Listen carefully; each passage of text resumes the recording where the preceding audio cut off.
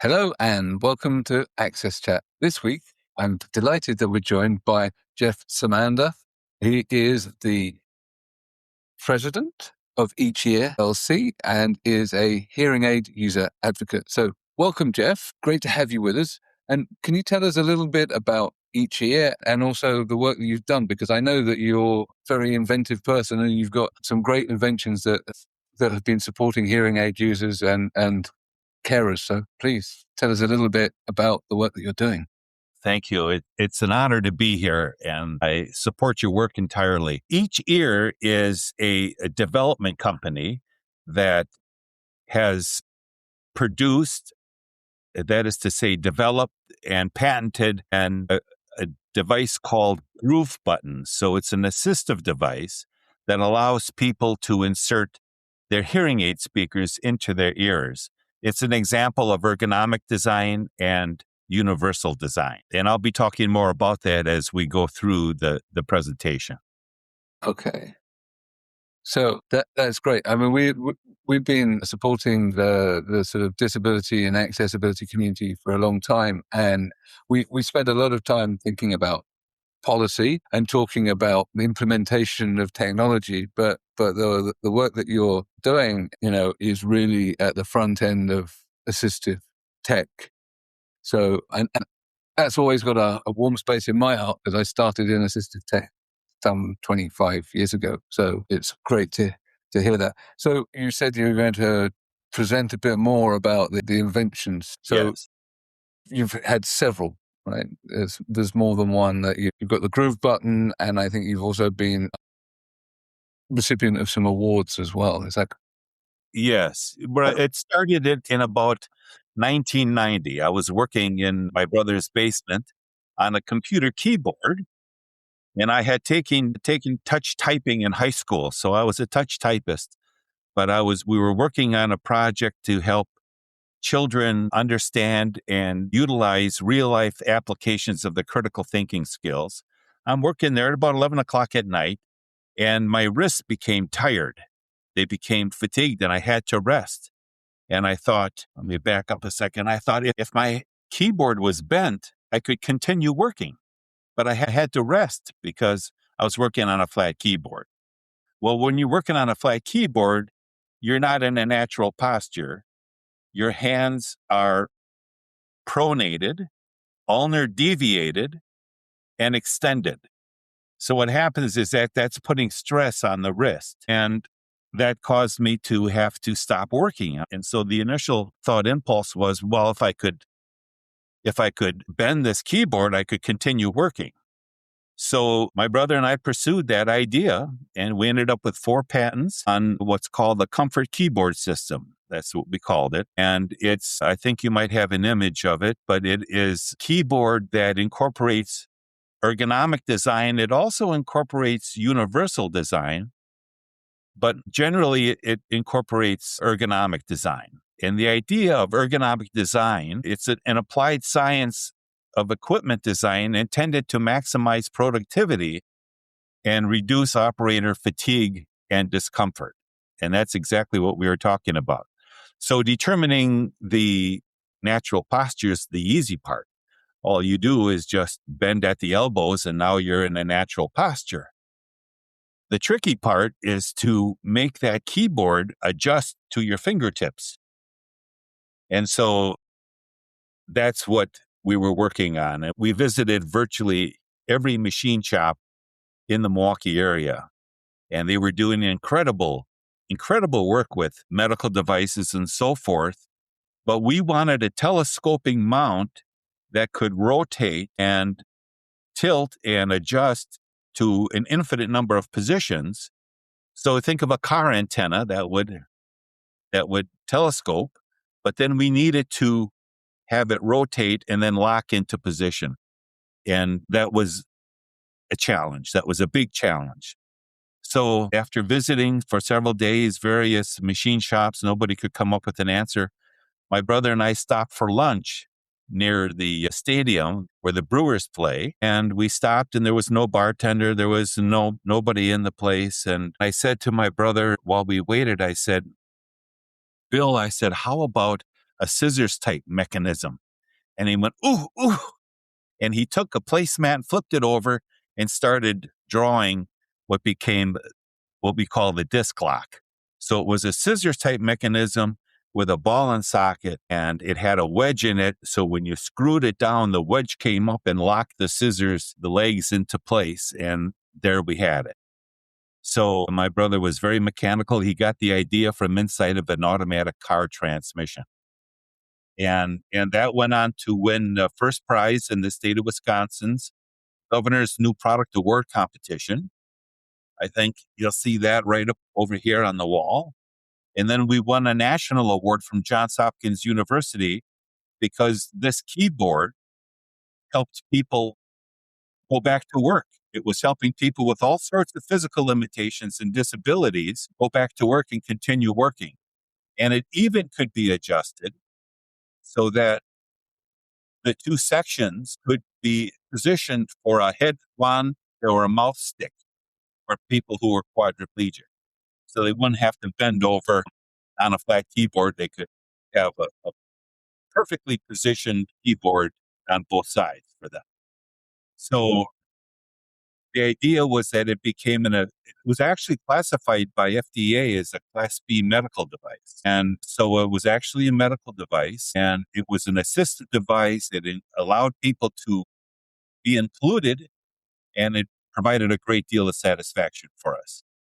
Jeff, I know that I actually have seen keyboards designed like that. I know things that assistive technologies have changed so much over the years. So you're an assistive technology designer, it sounds like. I know we're here talking about the hearing aids. And so, but I didn't realize that you also did other types of assistive technology as well.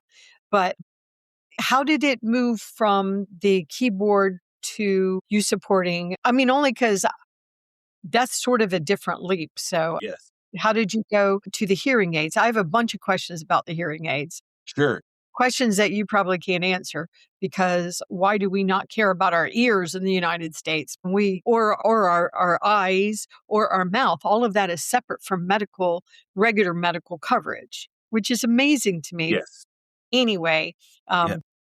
Well, it's a great question. And here's what happened. When we were working on the keyboard, I spent 7 years being tutored by the chairman of the industrial engineering department at UW-Madison.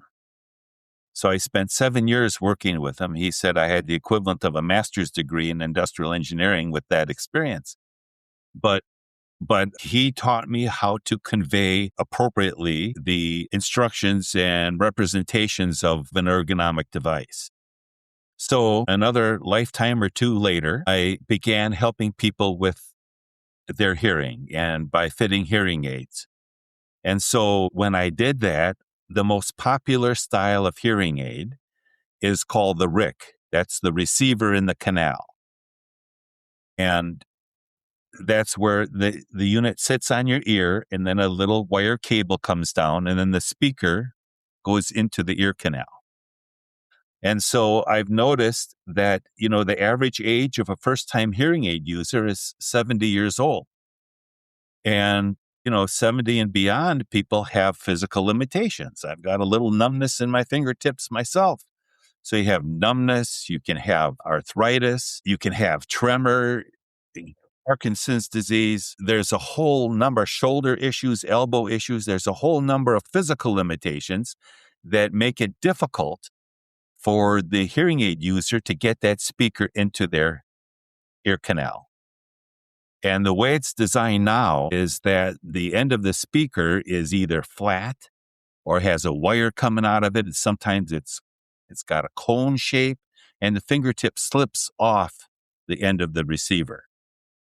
And so, having had this experience, I'm thinking, how can we design something that would enable the hearing aid user to more easily insert that hearing aid into their ear to manipulate, control the speaker? And so I invented the groove button.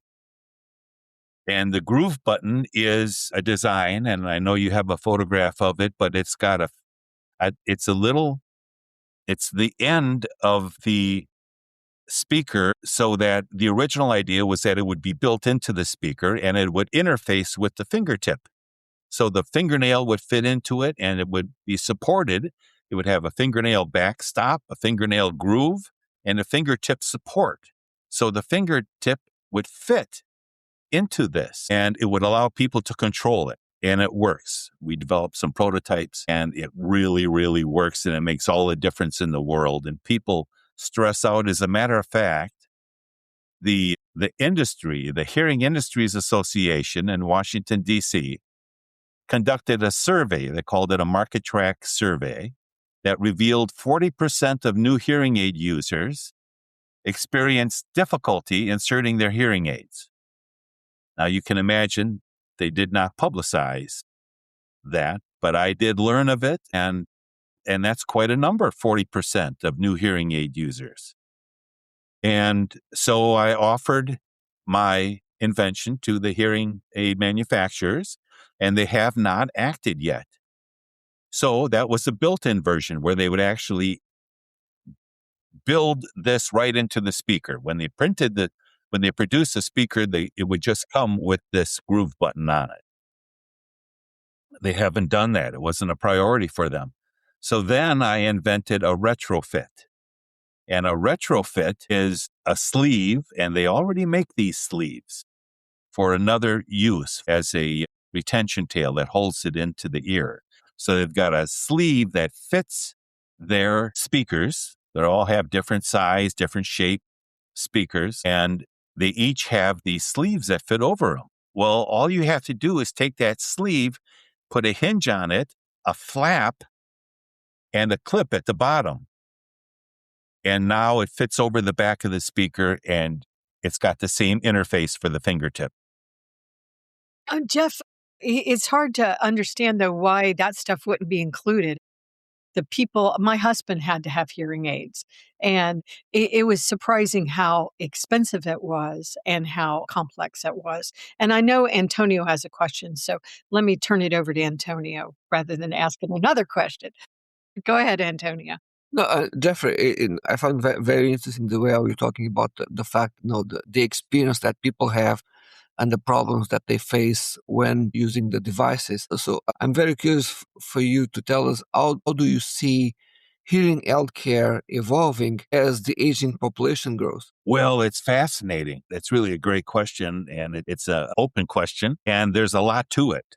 What I have seen since I started practicing in 2009 is a great deal of consolidation. So what happened was the major hearing aid manufacturers, the biggest ones, started a company to own themselves, and then they bought up competitors. So now there are 5 holding companies that virtually fit almost all of the hearing aids in the world.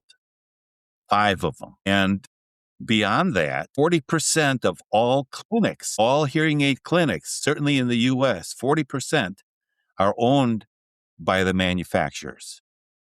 So they just own just about everything. Now, there have been buying groups that have started. United Healthcare was the first one. They actually bought a hearing aid manufacturer, a low-end hearing aid manufacturer, and offered insurance. We have insurance benefits. You're buying the hearing aids from our manufacturer. And it is fascinating, but it was a lower-end hearing aid manufacturer. And what happened was that people would buy this low-cost, low-end hearing aid, and then it's like buying your first car. I've got wheels. And after a while, boy, suspension would be nice. You start to become more familiar with the capabilities of hearing aids, and then they would upgrade into, what I would call a real hearing aid. Well, eventually other buying groups started forming, and these buying groups would do deals with the manufacturers and commit to large purchases, and then they'd go and do deals with the insurance companies, and they would represent the discount from the purchases in quantity as a hearing aid benefit. So some insurance benefits have an actual benefit that pays for some of that, but they start off with the deductible at a lower end and call it a benefit. And so what happened was now these large hearing aid manufacturers are purchasing those buying groups as well. So it's just incredible.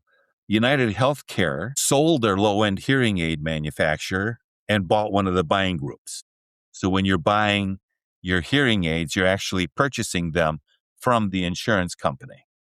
Right. In the United States, though. And we definitely look at this globally. So Yes. we Yeah. definitely talk about this from No, Right. it's a global perspective, just too. as an interesting note here in the country where I live, we often see celebrities in their late 60s, early 70s becoming the face of hearing aids, in television, in newspapers, and in you can easily spot that. And then you see all type of hearing aids being promoted from cheap to expensive.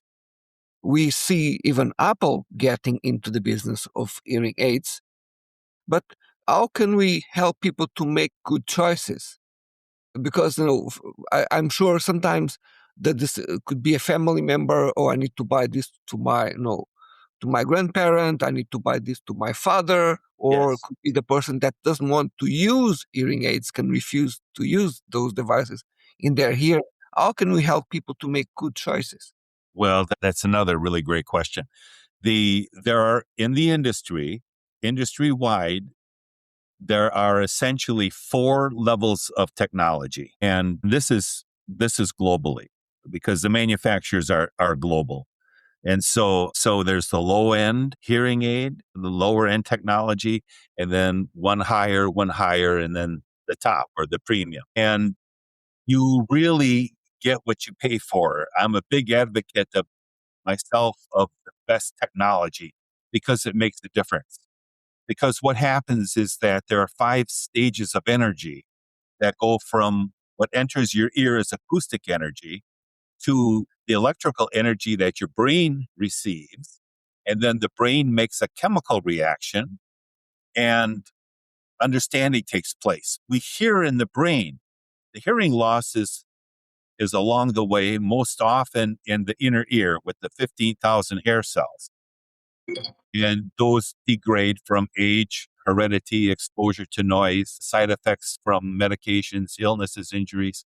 But the job of the hearing aid is to make the nearby hair cells do the job of the missing hair cells through precisely targeted amplification.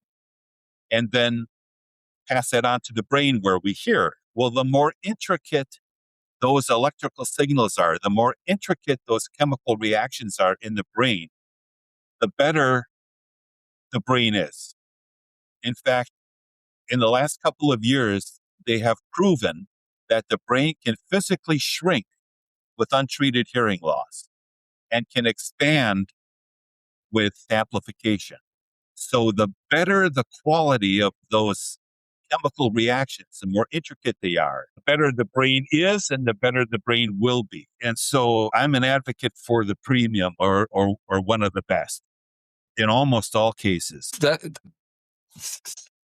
makes perfect sense to me. I think one of the things that I've just been listening with interest because a few years back we had a chap called Howard Weinstein from an organization called Solar Ear, and he was also talking about the market captured by the big manufacturers and how what he was doing was getting the deaf community to manufacture hearing aids that had rechargeable batteries and so on in developing nations, right? So because not everybody can afford the best hearing aid, and also a lot of people, even if they get donated really good quality hearing aids, then can't afford the battery replacement. So obviously you have different economic circumstances in different geographies and different sectors of society. Of course, if you can afford it, you have to buy the best you can because of the benefits that it gives you to your health. I'm really curious because both my parents are hearing aid users, and I've also heard about the brain shrinkage due to hearing loss. I wonder how much of that is down to your brain being used processing signals or not processing signals, or how much of that is down to the loss of social interaction, because we know that loneliness and that lack of social interaction as a social species really does have a tremendous impact on people's health. Right. Yeah. And having not conducted the study, I couldn't pinpoint exactly Sure. what's what, but the answer is always a little bit of this and a little bit of that. Absolutely. Yeah. So let me just finish up with the technology differences. So there's two basic differences. One is how many programmable channels it has.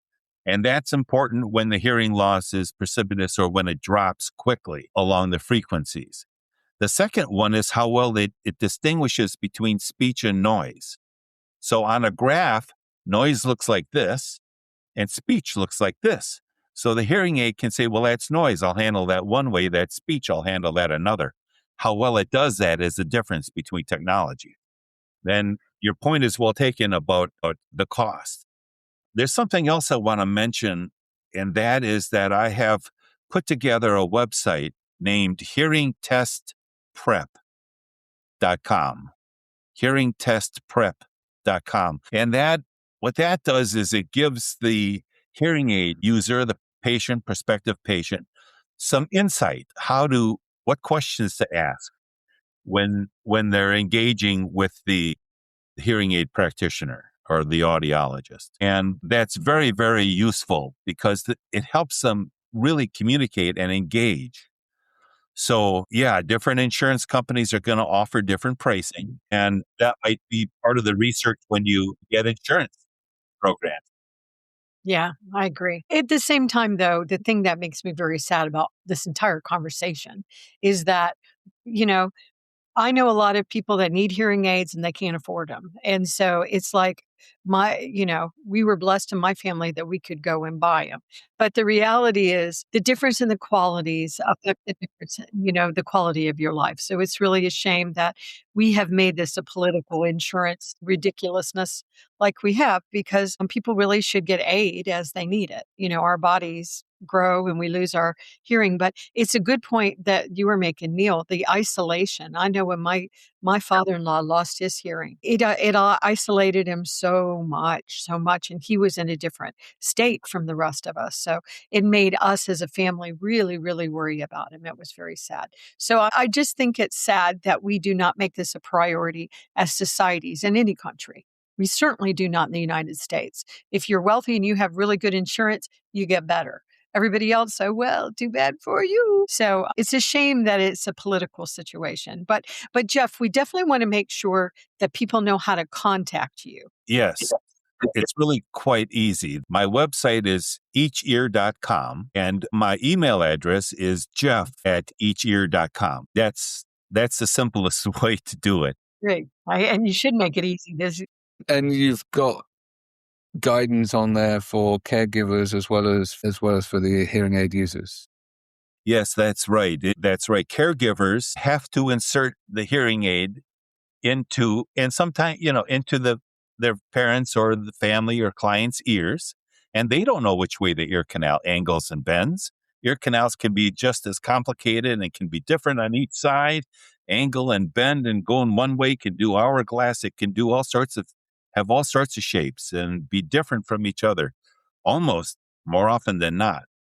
And if you can't manipulate and control that speaker, you're not going to be able to get it in sufficiently deep. And Deborah, I want to mention one other thing that's even sadder, in my view, is that people get hearing aids. They struggle so much with insertion. If it's not inserted, there's all sorts of issues. You're not getting the prescribed prescription, the prescribed amplification, and the hearing aid can hang on the ear. And then if it drops, all it has to do is drop once and it goes into the drawer. I'm not losing that. I paid so much money. I'm not losing it. And also, Jeff, I have a friend of mine who has cerebral palsy and she wears them. She's constantly can't get it in and it's hanging off her ear and the wax builds up. So then she can't hear from it. And they're like, every day you need to take it out and clean. And it's just something she struggles with. And it should not be that hard to use hearing aids. No, it shouldn't, especially when state-of-the-art ergonomic design, universal design is readily available for these hearing aid manufacturers. It's a failure on their part. And I'd like to propose something. I'd like to propose that we start labeling products as deficiently designed when their manufacturers fail to adopt readily available, state-of-the-art, ergonomic, and universal design. You mean, I'm so confused. Are you saying you want them to design for humans? Sorry. Over to you, Neil. I mean, it's ridiculous. Sorry. Yeah. Thank you, We- Jeff. No Thank you. excuse. No. It's clear that we notice a few issues. We have the family members who are not able to help the person to use the device. We have the individuals who are on them by themselves, who are not able to put them properly. So this means there's a lot of anxiety here from everyone That's right. trying to solve a problem. So can you tell us about the impact of this anxiety, not only on the caregivers, but on the users themselves? Yeah. It ends up like this. To hell with it. That's what it says. I give up. I'm not dealing with it. And I've seen it. And people have Parkinson's, they have tremor, they have all sorts of issues that prevent them from getting these deficiently designed speakers into their ears. And I feel very, very strongly, I deal with people directly. You have family, you understand this, everybody does. The manufacturers have failed, even though I have invented, produced, and made it so easy for them to adapt their retention tails with that sleeve. All they have to do is add a clip, a hinge, a flap, and a clip. And they can now convert their regular speakers. This would cost them very little to produce and very little to distribute. It's got all the groove button retrofit has all of the factors that make it ideal to solve this incredible problem. Yeah. Thank you for all of the work that you're doing. I hope that someone will pick up on it. We've reached the end of our half hour. Thank you so much for sharing with us all of the work that you're doing. Thank you to Amazon for sponsoring us and keeping us on air. And we look forward to being able to share your work with our audience. Thank you, Jeff. Thank you, folks.